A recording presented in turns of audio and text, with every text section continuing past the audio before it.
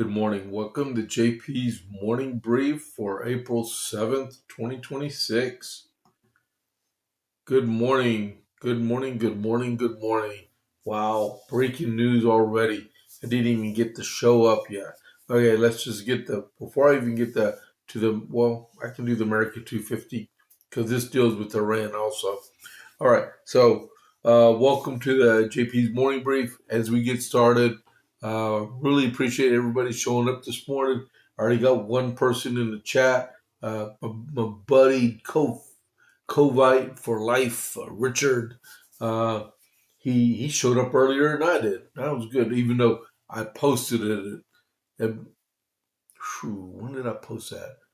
About 5 o'clock or so. Then I took a nap. All right, but I'm all refreshed, ready to get this going. Watching some of the news, and and I was reading the Texas Minute, and then bam, I was like, wow, and breaking news right after that. Uh, okay, so as we get started, if you're watching this, click that follow button, and then also click that like button and then chat with us, okay? Get all involved. This is some hot and heavy stuff going on, but I like to get more followers if we can. I'm up to 141. I'm getting like 3 or 4 a week. Let's get this. Let's catch up to some of these other influencers that are out there. I want people to follow this good old veteran here that really cares about what's going on. I don't make any money doing this. I'm doing this basically for free. But if you want to give me a tip, I got the Rumble wallet out there. Contribute, please. I wouldn't mind. All right, America 250. The only thing I got for America 250 today is that Captain John Barry, he was the commander of the USS Lexington. Um, he's in the Continental Navy. He was the first U.S. Navy or a Continental Navy captain to capture a British ship. He captured the schooner, the HMS Edward, on this day in 1776. So John Barry is his name, right? So I'll look for some more stuff for this afternoon, but that's a remarkable achievement. Um, okay, so now to the breaking news that I was just putting on the chat just a couple of minutes ago. Um, wow, what's up? I am live, right? Yeah, I am live. Okay, Rumble isn't cooperating with me right now. I'm gonna refresh my page. Hold on, just a second here. There we go. Much gooder. Okay, so my Rumble on my Rumble Studio showed I had 0 people from Rumble that was participating, right? And I looked over at my live screen and said there were 6. I looked back up here and it said 0. So I refreshed. I'm good. All right. So before I get into my regular Iran update, this just came out. Breaking news from Fox.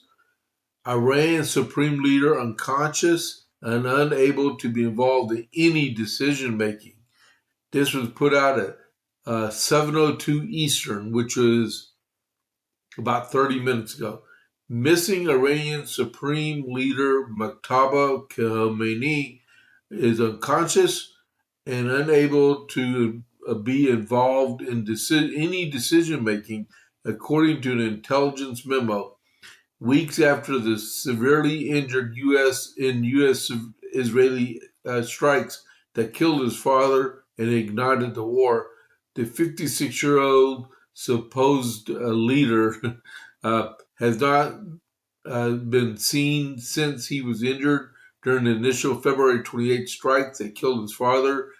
Ali Khamenei and much of his family, with only written statements, questioned proof of his of leadership. Wait a minute. Ali Khamenei and much of his family were killed with his father, Ali Khamenei. Okay, and much of his family with only written statements given the questionable proof of leadership. that is because he is currently undergoing medical treatment for a severe condition in the holy city of Qom, roughly 87 miles south of Tehran, according to assessment obtained by the Times of London.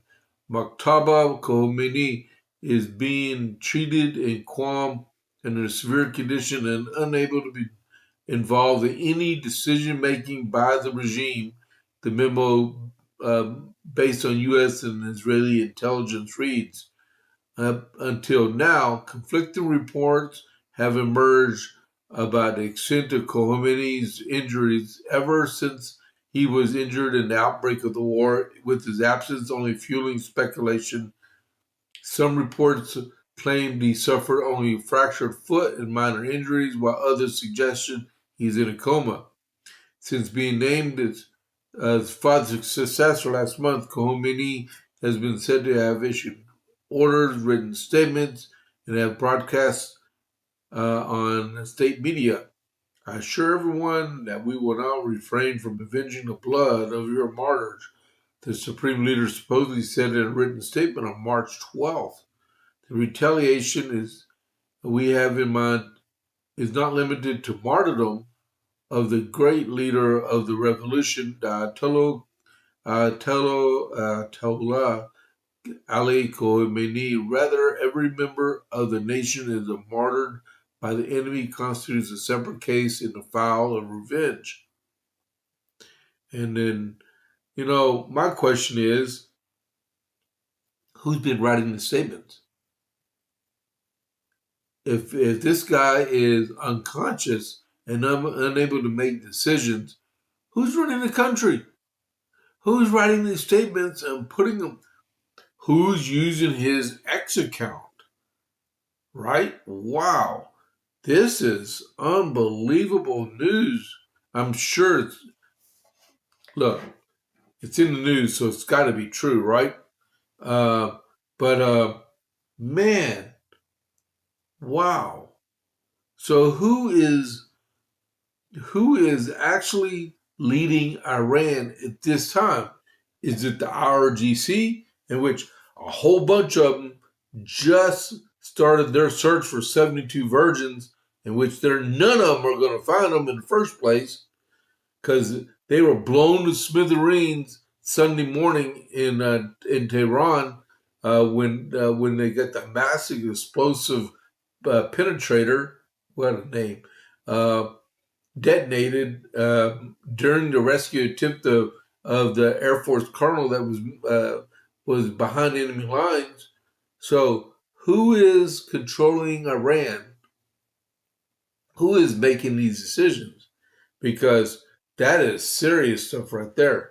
And then on top of that, Bahrain just closed the King Fahd Causeway. Either Bahrain or Saudi Arabia did it under a threat that Iran was going to blow that up. That's a 30-mile bridge between Bahrain and Dhahran, Saudi Arabia. And then on top of that, breaking news just came out that someone attacked Carg Island. The president said there will be no more attacks on Carg Island until tonight at 8 o'clock, our time. 7 o'clock my time, 8 o'clock his time. So Iran has a history of terrorist attacks. So did they just attack their own country? And then there was a rumor out that a petrochemical plant in Saudi Arabia just got attacked. What is going on in the Middle East right now? We need, and I think there's supposed to be a briefing this morning from the Pentagon. A lot of that will be spelled out. I'm going to go to the news real quick before we get to the rest of the Iran update. It doesn't mean anything if I write it down if I don't get to abide by it. But let's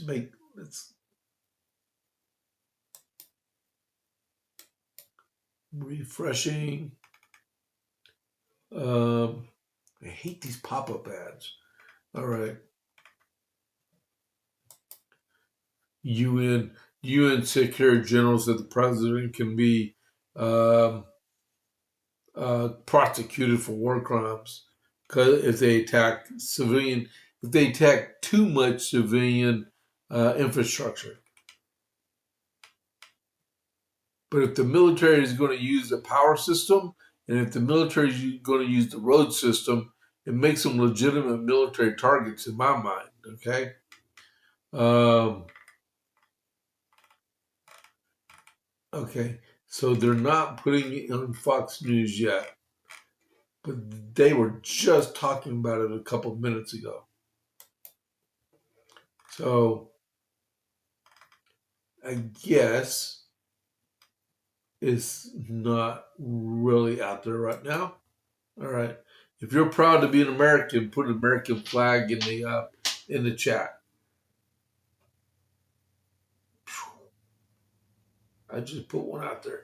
Hey, Richard, put an American flag out there if you're listening. All right. So, as for the rest of the rain update, the deadline, like I was saying tonight, is 8 p.m. Eastern tonight for the Iranians to open up the Strait of Hormuz to everyone or else. Okay. And I'm not going to speculate what or else means, but the president will tell us what or else means. Um, the downed pilot was a colonel. His rescue was a heroic experience. As the president was saying, Iran evacs the Mashur petrochemical plant. I believe that's their largest petrochemical plant. Uh, there was 15 wounded in action at Ali Al Salim in Kuwait. I cannot believe that. That's crazy. I was just I was just having a discussion with my daughter about Ali Al Salim just a few days ago, and because I was telling her like I've been to Ali Al Salim about 4 or 6 times. I can't remember, maybe 8 times.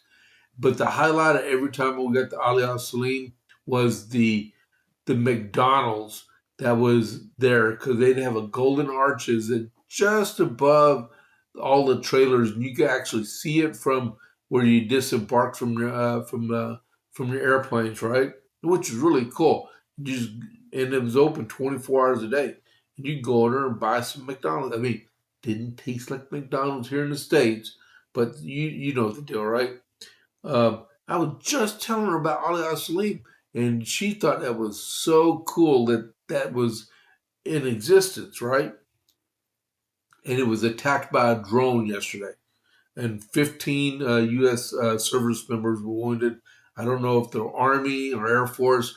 If I remember right, the majority of the people that were Ali Al Salim Air Base were all Air Force, okay? But that was been the last time I was at Ali Al Salim was in 2010, December 2010. So 15 years can mean a whole world of difference, right? But pray for them. I hope that nobody was. Well, it did say in there that 14 of them had already returned to duty, so that was good. Uh, let's see. Israeli children are returning to school. It was said a 2.5 million primary school children were ordered to be able to go back to school. Russia is providing energy targets list to Iran. Iran's says Iran said it only lost 4 officers in the attacks by the Americans when they went to rescue the pilot. I believe it was a whole lot more than just that. Uh, Monday was the highest volume of attacks to date.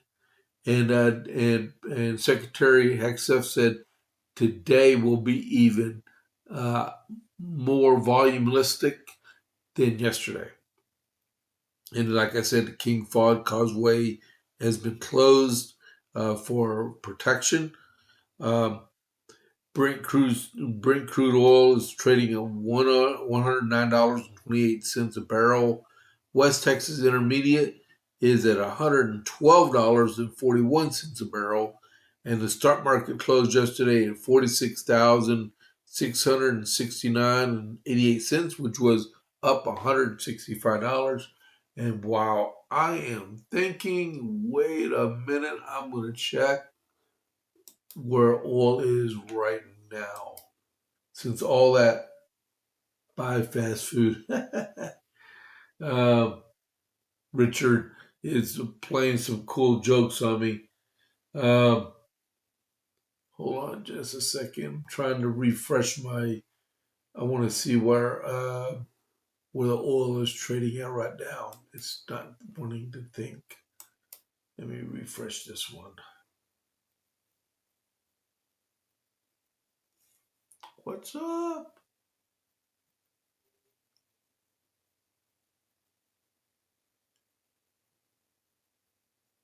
Hmm.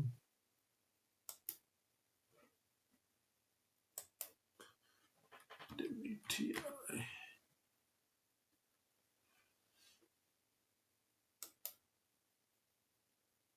Okay, so as I suspected, West Texas Intermediate right now. I'm going to go ahead and make the change on my $114. That's $2 up and 59 cents a barrel. Wow. And then um, let's do Brent real quick to see what kind of change.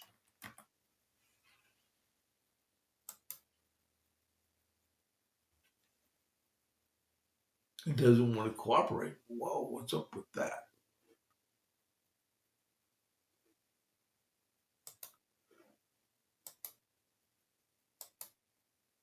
Okay, so Brent is up to $110.85. Oh, wow. So, yeah, it's accelerating in the Middle East right now. Hopefully, it'll calm down. All right. So, as we are waiting to go fuel up our vehicles, right? Um, Hold on just a second here.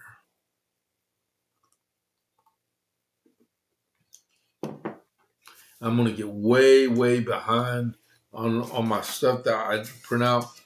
Okay, so the quick good stuff is Artemis II is on their way home. It did its flyby of the moon yesterday, and it did its 40-minute blackout because it was behind the moon, um, and everything turned out good on it. And they named a crater after one of the crew members' wives that had passed away last year, which is an honor, right? And it did its little turn, and would you believe there's no fuel being used on this on the return trip home? Everything is gravity fed. Isn't that pretty cool? They're using the moon's gravity, the slingshot, and send it back to back to the Earth.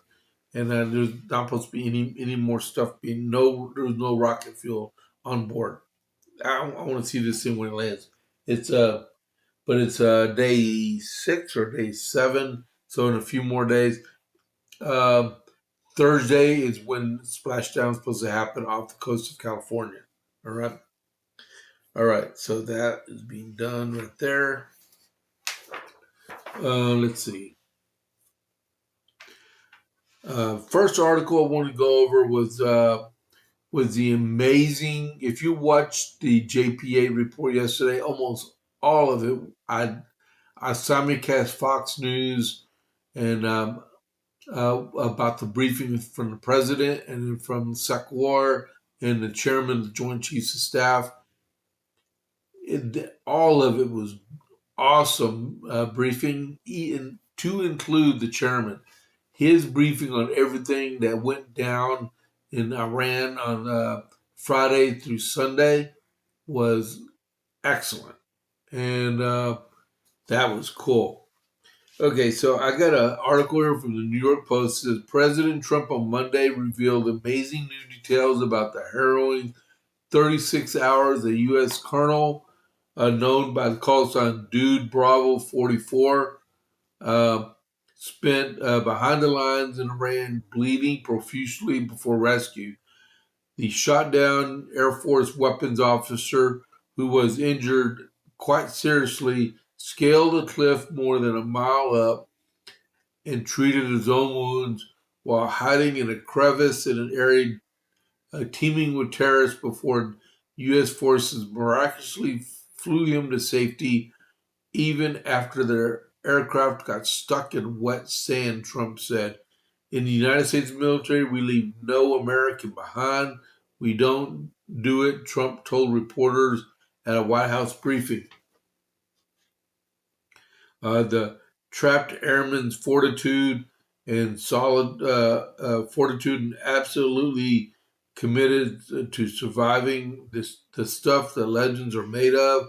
Uh, General Kane, the chairman, said the rescuers had demonstrated a breathtaking show of skill in successfully retrieving the highly respected airman from a treacherous mountain terrain, Trump said. The pilot of the F 15E down overnight Thursday into Friday morning had been quickly located and rescued south of Isfahan in Iran, but the colonel landed a significant distance away from the crash and couldn't be easily tracked. Uh, he drifted 40 miles from where the crash happened at. That's a long ways to be in the air. And most guys that are airborne, they're airborne, what, 2 minutes and they're on the ground. This guy, 40 miles drifting in the space, and everyone could see his chute. Which I'm glad it was early in the morning. I mean, all good Muslims should be at prayer time about 5 o'clock in the morning local times. Um, but the fact is, they took two older MC-130s that they were going to be replaced, and they got stuck in wet sand in some farm in southwest Iran. Uh, and when these two aircraft landed, they pulled three helicopters out of the back of them, assembled the helicopters in 10 minutes, and then flew off with them. How do people do stuff like that? I mean, I spent like 25 years in the Army. I never knew you could reassemble a helicopter. I mean, they just put the rotors back on them. But could you imagine? Hey, let's put the rotors back on these choppers. Where's that socket wrench? I'm like, really? And you want me to get in that thing and fly off in that? Really?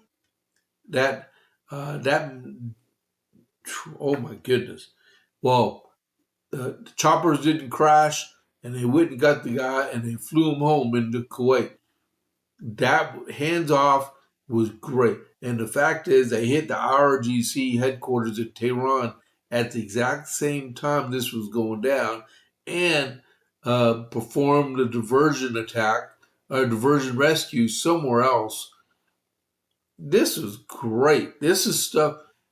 If they, if they can make a movie called Zero Dark 30 about the killing of Bin Laden, they can make this into a movie. I mean, I've already seen a movie Behind Enemy Lines, which is loosely based on a true story about Scott O'Grady. Everything was fake about it except for him crashing and had to be rescued. Uh, and then Bat 21 about the Vietnam War, about I think it was a Caribou pilot that was overhead. Let's see, I believe Gene Hackman was the pilot that got down, and Danny Glover's character was in a Caribou and provided on above the air security, just like they were talking about what the A-10 pilot was doing. Uh, so if you want to see a really good movie about what the president and them were talking about yesterday about the A-10 guy, watch the Vietnam movie called Bat 21. That is a good. There was another one too, but with Christian Bale in it. But Bat 21 was absolutely a true story, and that goes to show what American pilots do and stuff when they're on the run, right? So that was something else, and I'm not.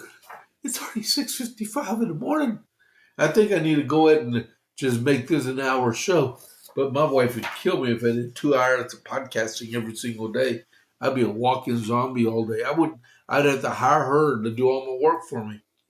Um, there's a new poll that came out as we brush up. I'm going to cover the next two stories.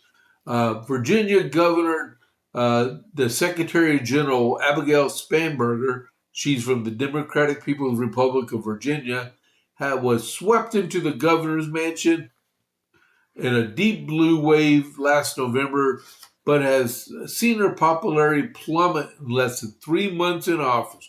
Wonder why, right? Her complete socialist agenda that she's shoving down the throats of people in Virginia, along with the unconstitutional redistricting that they're doing in our own state, bypassing the bipartisan redistricting commission that was just passed in our law, and they're doing away with it temporarily, like California, man. But I digress. 46% of Virginians disapprove of her job performance, while 47% approve. Compared to Virginia governors from both sides of the aisle since '84, Spanburger has the highest disapproval rating at this point of her term. In contrast, Glenn Youngkin had a 54% job approval rating when he took office 4 years ago, with the highest favorability going to Democrat Mark Warner. He had a 78% 3 months into office. Now, the Secretary General, she screwed it all up because she lied through her teeth during the election about what her plans were when she took office. This is her fault. It's all on her, right? Spanburger defeated Lieutenant Governor Winsome Sears by 15 points in November and completely flipped statewide offices to Democrats. Ghazi Hamshi, I don't even want to speculate what she's doing, for Lieutenant Governor, and the criminal Jay Jones for Attorney General. I don't even see. I don't even know how he even got elected because they had a really good Attorney General in Virginia. But so, wow.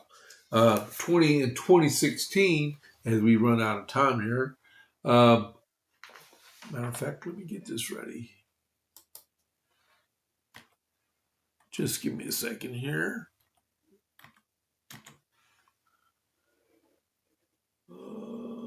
Let's see, go right here.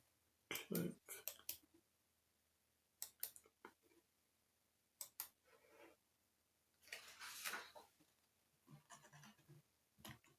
There we go. All right, so I'm already. So in 2016, former TV host Billy Bush alleges ABC had an entire division dedicated to get Donald Trump. ABC News division and News had a division.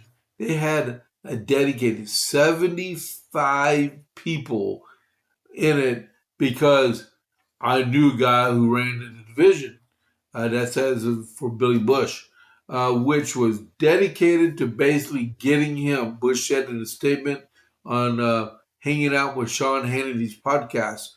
Bush, who was swept up in a famous Access Hollywood tape, was nearly derailed Trump's first presidential campaign, recalled the last meeting he had with then NBC chairman Andy Lack before Bush was ousted at the Peacock Network.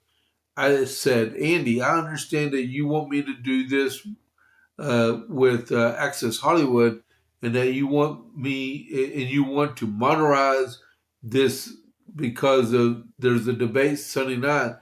the second debate with Hillary and Donald, Bush said, and sure enough, it was the first question to come out Anderson Cooper's mouth. He was, what in the world? Why did I? Hold on just a second here.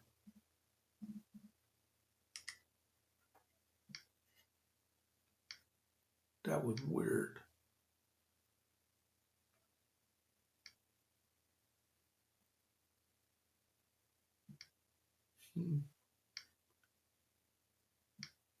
Okay, so that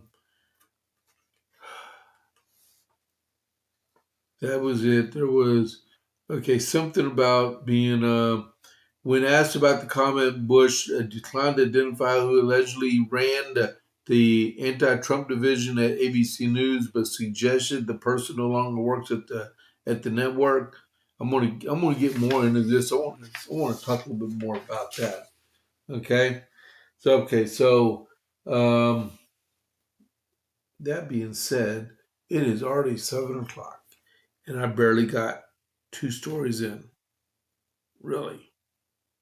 Okay. Well, that's how it goes. I'm going to go ahead and initiate the raid, so everyone can get on to events. I'll see y'all at noon when I can try to catch up. All right, I'll get into more about this stuff about Carg Island and in Saudi Arabia. Okay, so I'll check y'all later. I just initiated the raid. You got 3 seconds, 2 seconds, 1 second. I'll check y'all at 12.